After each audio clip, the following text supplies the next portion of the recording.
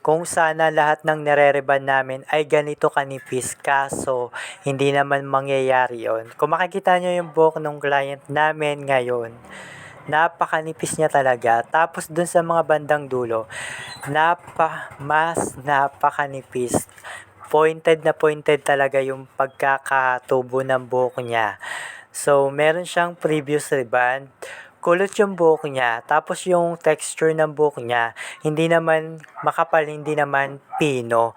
Nasa kalagitnaan. So, pinahiran na namin siya ng gamot. Ang gamot na pinahid namin dito, puro lang din. Dahil matibay naman yung buhok niya at kulot nga doon. Lalong-lalo na sa bandang harap. At ito na yung pinaka-final result. Kung makikita nyo, ayan, wala po siyang daya. So, ang ginawang technique dito, napakasimple lang.